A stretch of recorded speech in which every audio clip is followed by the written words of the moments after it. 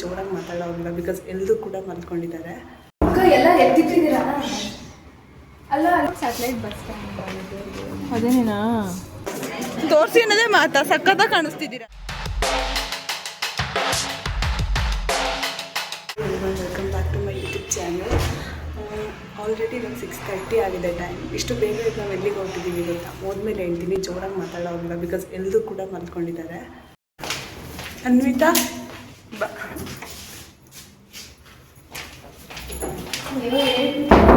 ಎಲ್ಲ ಎತ್ತಿಟ್ಟಿದ್ದೀರಾ ಅಲ್ಲ ಅಲ್ಲೇನೋ ಲಿಪ್ ಬಾಂಬ್ ಎಲ್ಲ ಹಂಗೆ ಆಶ್ರಮ ಅಲ್ಲೇ ಇಲ್ಲಿ ಬಾ, ಏನಾಗಲ್ಲ. ನಾವಿಬ್ಬರೇ ಅಲ್ಲ, ಇನ್ನೂ ಇದ್ದೀವಿ.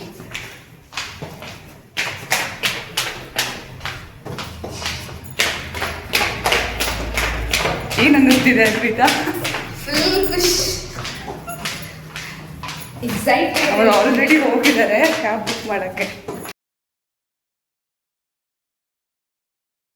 ಸ್ಯಾಟಲೈಟ್ ಬಸ್ ಸ್ಟ್ಯಾಂಡ್ ಅದೇನೇನಾ ಇದೇ ಬಂದ್ರೆ ಮೈಸೂರು ಬಿಡು ಹೋಗ್ಲಿ ಅಲ್ಲಿದ್ರು ನೋಡ್ರಿ ಇವಾಗ ಕ್ಯಾನ್ಸಲ್ ಮಾಡಿ. ಬೇಡ ಬಿಡು, Mysuru bus satellite bus stand ಅಂತ ಹೇಳ್ತಾನೆ.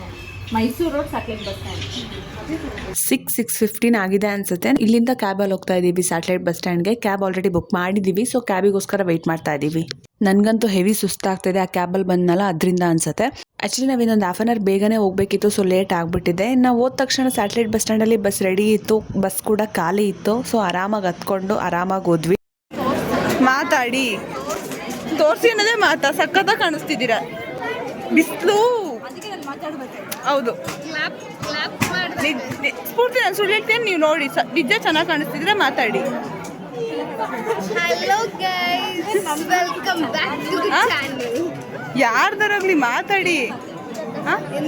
ನಾವು ಅಷ್ಟು ಬೇಗ ಎದ್ದು ರೆಡಿಯಾಗಿ ಎಲ್ಲಿಗೆ ಬಂದಿದ್ದೀವಿ ಅಂತ ಇನ್ನೂ ಹೇಳಿಲ್ಲ ಅಲ್ವಾ? ಹೇಳ್ತೀನಿ. ನಾವು ಬಂದಿರೋದು ಚಾಮುಂಡಿ ಬೆಟ್ಟಕ್ಕೆ. ವೀಕೆಂಡ್ ಆಗಿರೋದ್ರಿಂದ ಜನ ಮಾತ್ರ ಸಿಕ್ಕಾಪಟ್ಟೆ ಇದ್ರು, ಸೊ ಕ್ಯೂ ಮಾತ್ರ ಎಕ್ಸ್ಟ್ರೀಮ್ ಲೆವೆಲಲ್ಲಿ ಇತ್ತು. ನಾವು ಅಷ್ಟು ಬೇಗ ಹೊರಟು ಬಂದರೂ ನಾವು ಬಂದು ರೀಚ್ ಆಗಬೇಕಾದ್ರೆ 11:30 ಆಗಿಬಿಟ್ಟಿತ್ತು. ಸೊ ಆ ಟೈಮಲ್ಲಿ ಕ್ಯೂ ಮಾತ್ರ ಸಿಕ್ಕಾಪಟ್ಟೆ ಇತ್ತು. ಲಿಟ್ರಲಿ ನಾವೊಂದು 2-3 hours ನಿಂತಿದ್ದೀವಿ ಅನಿಸುತ್ತೆ. ನಿಂತು ಅದಾದಮೇಲೆ ದರ್ಶನ ಮಾಡಿರೋದು.